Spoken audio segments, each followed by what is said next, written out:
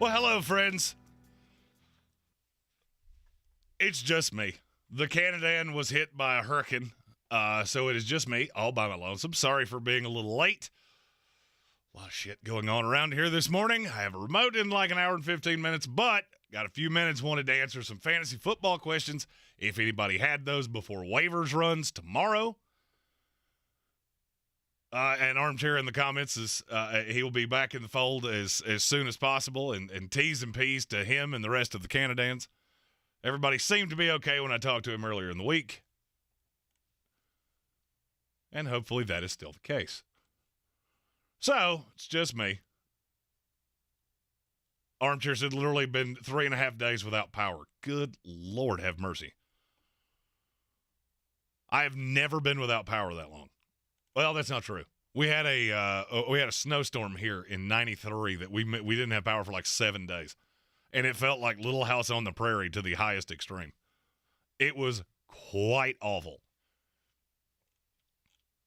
Tomorrow, be on the lookout for a new segment that I conspired last night after numerous beers. We will have the first ever Fantivus. If you were a Seinfeld fan, you know that Festivus was the Frank Costanza holiday to combat Christmas. And I got a lot of issues with you people, and it will be with fantasy football. That'll be on the ESPN Radio Show in the 4 o'clock hour on Wednesdays. So if anybody's got any fantasy football questions ahead of waivers, feel free to put those in the comments. Armchair asked, is Cooper Rush the quarterback target at this point? No. I mean, what you saw last night is what you get. He's not good at football. I mean, he is a fine game manager. He is about as mobile as a wet fart. And it's just chuck it up to CeeDee Lamb and praise there. Noah Brown does have some value.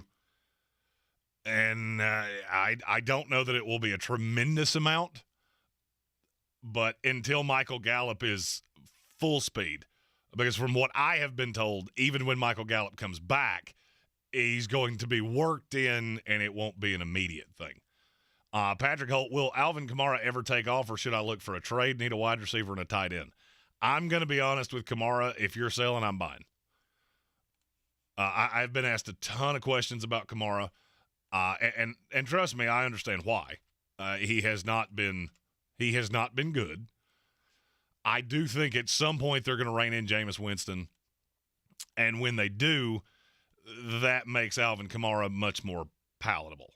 The thing that should encourage you is that he's playing, 48 snaps in week 3 is encouraging. Missing a game, you're still playing 40. He still played 43% of the snaps, and he missed a game. And Chris D, time to jump off the Joe Mixon and Javonte train. Javonte, certainly no. In PPR, Javonte Williams has been, I would think, fine. Non-PPR, I could see that being a problem. Let me pull up my scoring here and see where Javonte Williams is. I got him in very few places at all.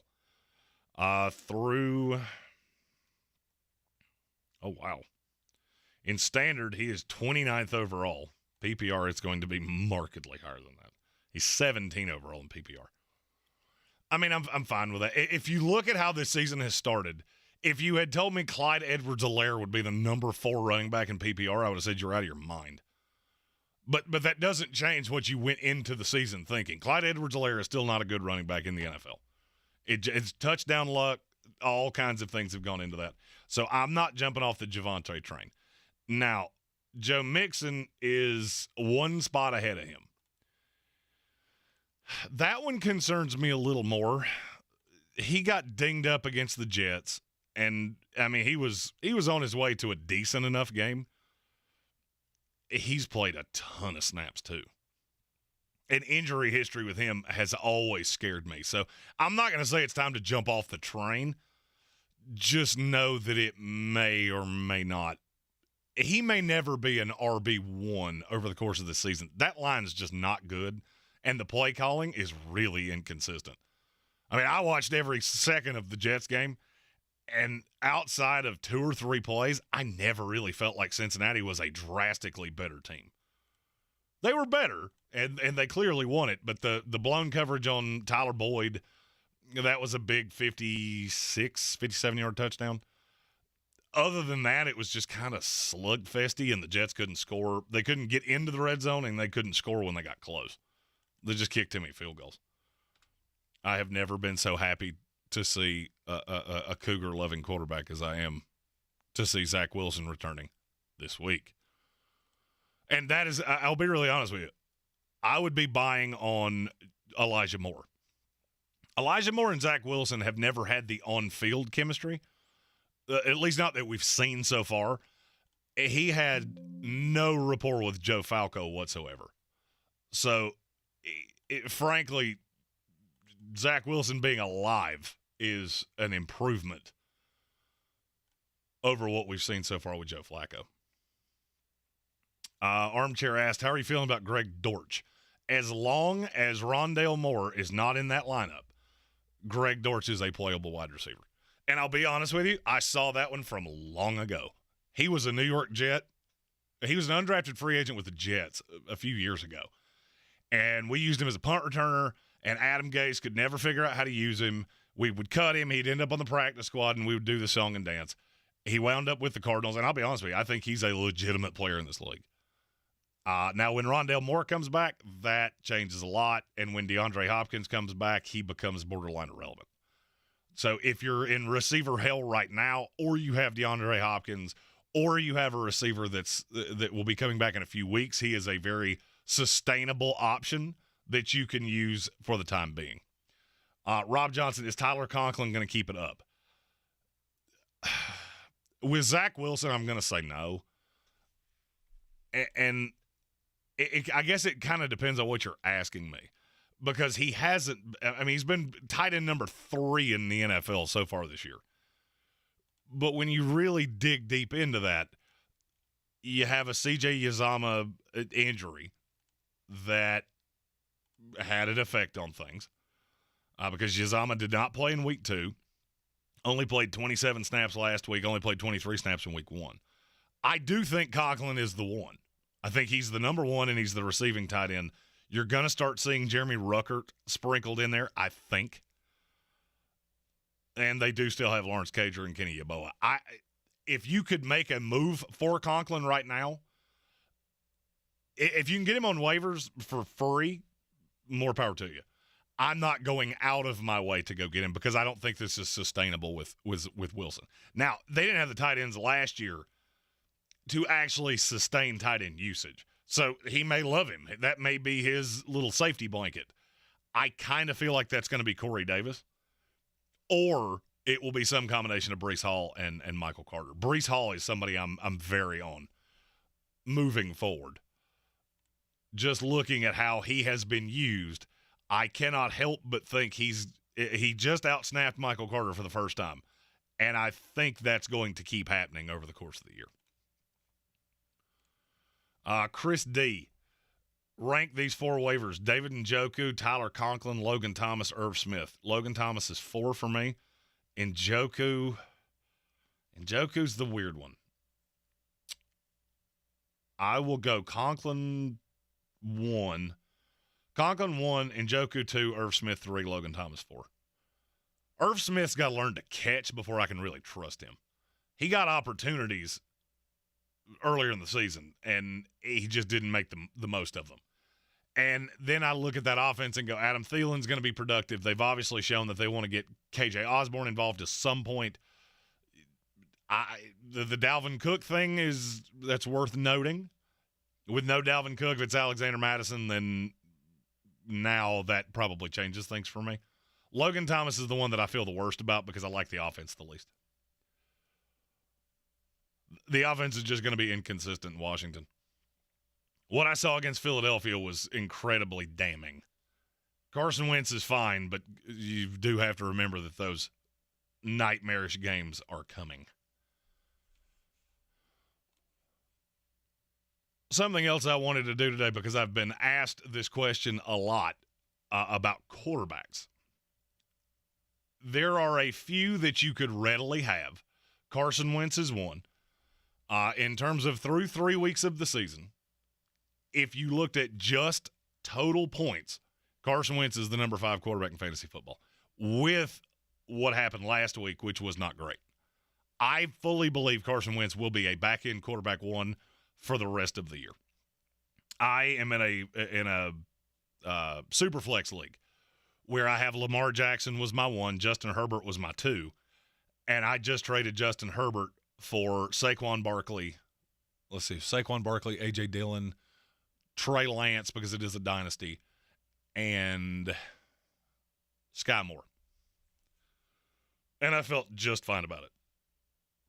I genuinely feel the difference between Justin Herbert and Carson Wentz this year in fantasy will be negligible at best.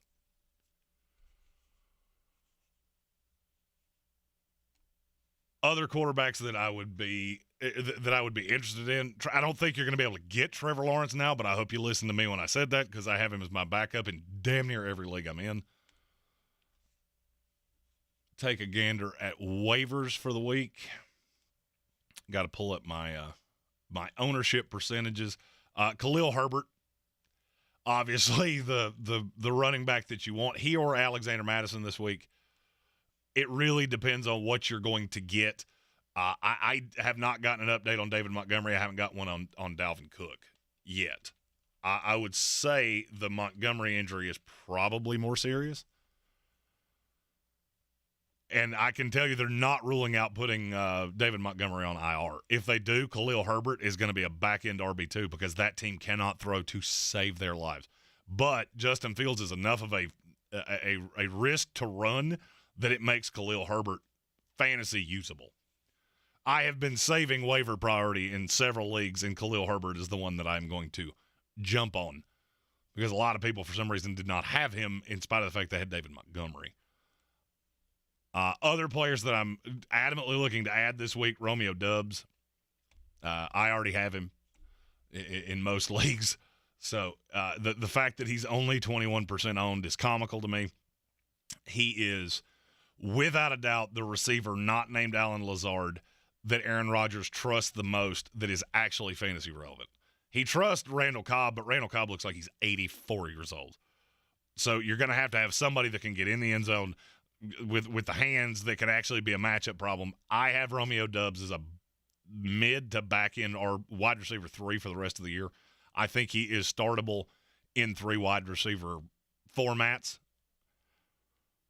Traylon Burks, obviously another one that needs to be discussed. He should be owned in leagues anyway because the upside was so high. He is right around the threshold of what I will talk about. But since he's only 2% above it, he did need to be mentioned. He's going to get better as the year progresses. And the fact that he only had 1 catch for 13 yards, I could see a lot of people dropping him this week, and you should not do that. He is getting better. And as time progresses, he will be I think by the end of the year, he will be a receiver you can actually count on. Just looking down the ownership percentages of Joshua Palmer, you already know how I feel about Josh Palmer. He's good at the footballs, and eventually dumbass Brandon Staley and dumbass Lombardi will figure that out. Good week this week, showed what he can do. Just hate that it was in a blowout. I'm starting to fear that Joshua Palmer's relevance is going to be in blowouts almost exclusively. Doesn't change that I was right. He's still a good football player. But other than that, waivers is pretty thin this week to me. George Pickens, that's a prospective ad. He's going to be really popular based off 1 catch. The usage is just not there. Mitch Trubisky can't get him the ball. As long as Mike Tomlin is insisting on playing Mitch Trubisky, I don't necessarily think he's somebody you can roster in a standard league. If you're in a bigger league, if you're in a dynasty, he's already owned. But a perspective ad, because I do think he and Kenny Pickett will have a better rapport. You have to remember he ran with the twos in the summer enough that he probably developed a pretty good rapport with Pickett. And it will take time for Deontay Johnson and Chase Claypool to get that same rapport. So if you think Trubisky is getting benched anytime soon, George Pickens is somebody that is at least worth talking about. On the same team, Jaylen Warren. If anything ever happened to Najee Harris, I actually think he could be a worthwhile running back in the NFL. I saw some pop from him against Cleveland, and he's a little guy, so I don't know that he would ever get a great percentage of the workload, but probably enough to sustain you carrying him. Chris D asks, should I pick up Romeo Doubs and drop Burks? Only other drop candidate is Henderson. You can't drop Darrell Henderson. That backfield's going to be gross. I would probably try to trade Darrell Henderson to whoever has Cam Akers, because they are in the biggest dead heat split I have seen in a long time.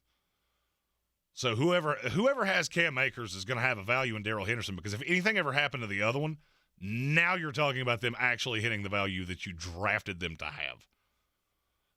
But in terms of would you drop Burks for Dubs, I would, solely because I think they're going to end up in about the same spot, and it's going to take longer for Burks than it will take for Romeo Doubs. So I would do it. I wouldn't fault you if you didn't want to tap out on Treylon Burks, because Green Bay is going to be inconsistent. But as long as Sammy Watkins is not on the field, Romeo Doubs is going to be a week-in, week-out play. He will be a play on me on DraftKings probably every week until they price him correctly. And I'll be honest with you, I don't think that's going to happen anytime soon.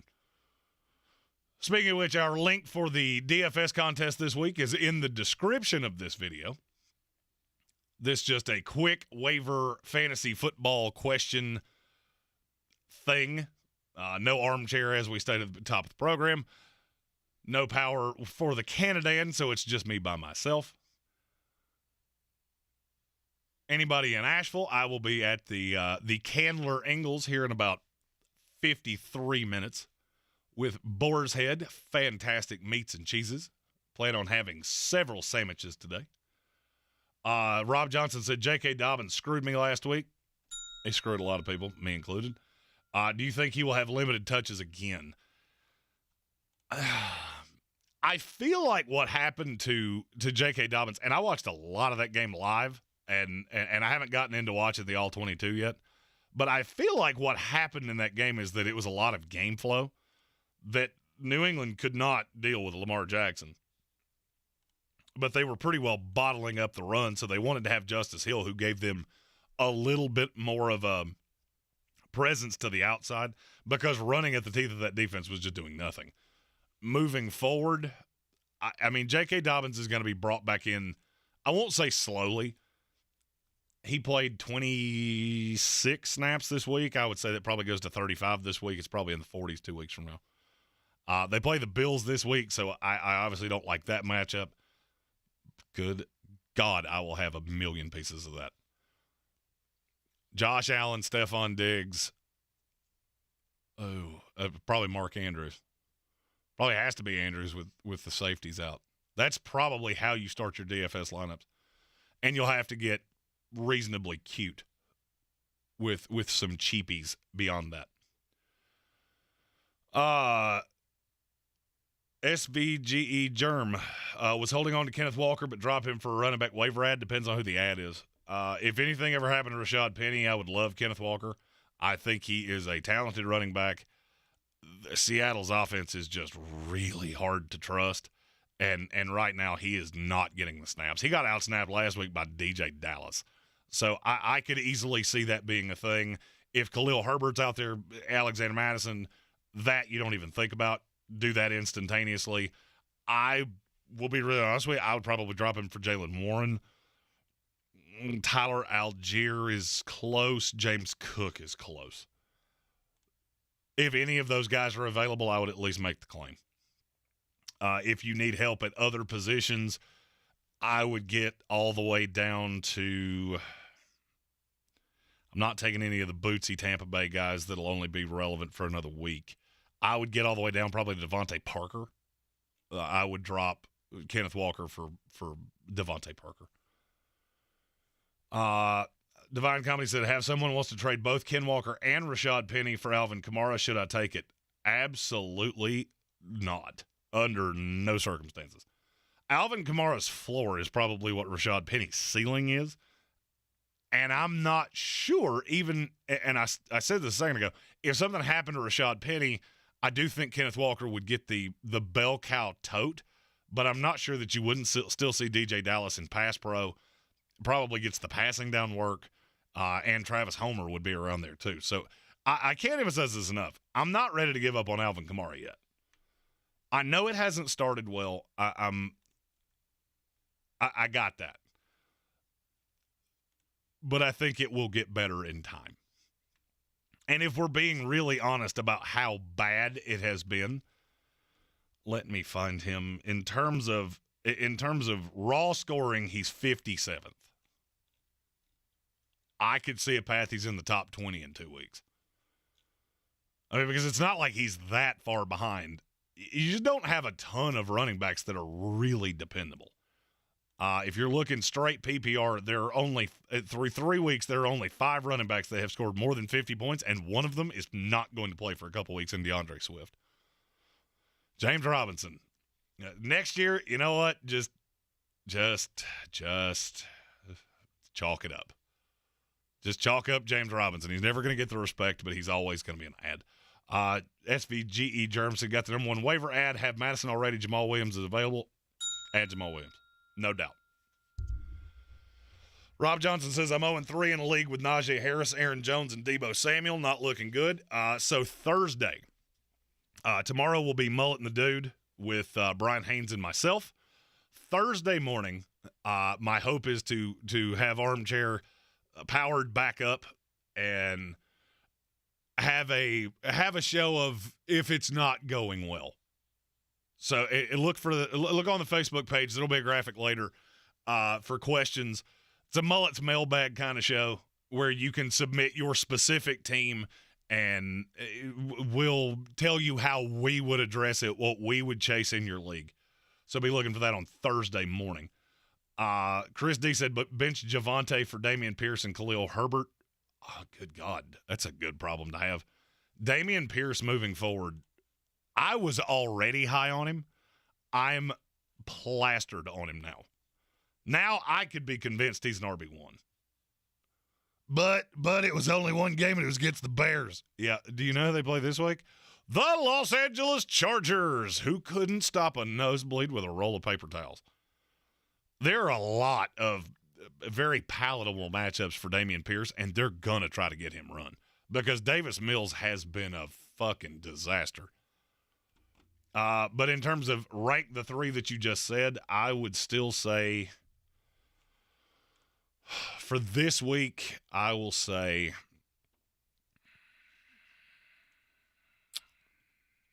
I have not done ranks yet, so I'm doing this on the fly. Javonte gets the Raiders, which is that's not a bad matchup to me.